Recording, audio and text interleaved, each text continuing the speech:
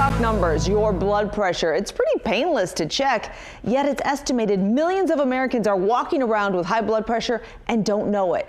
Meet a woman who was doing just that until now. Go do your stuff and I'll catch up with you. As the news director at Fox 2, 49-year-old Laura Moore is keenly aware of the many daily challenges that arise in a newsroom.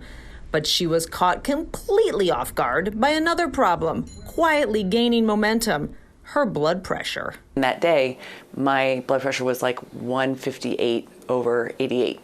And my coworker looked at me and said, "You need to call your doctor now and go to the hospital now." That turned into a surprising diagnosis of high blood pressure or hypertension.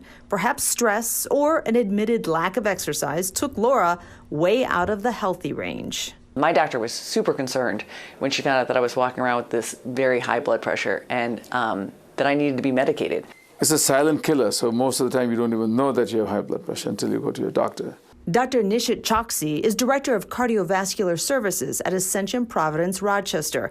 He explains many factors can raise blood pressure. It depends upon what you're eating, depends upon your exercise, depends upon your weight, depends upon the stress level. Blood pressure measures how easily your heart is pumping blood through a network of tiny arteries. When it's high, picture too much water being forced through a very skinny hose. What high blood pressure is doing is creating a lot of pressure on the blood vessels.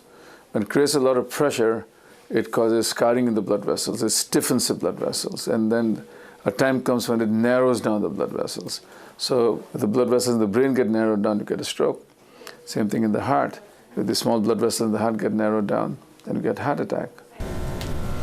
Now, Laura tries to check her blood pressure weekly. She's diligent with taking medication every day while working on reducing stress and exercising more. Looking back, she recognizes subtle symptoms were there, and she reminds us to pay attention to our bodies. There were many times at work that I'd be walking down the hall and feel lightheaded or feel dizzy.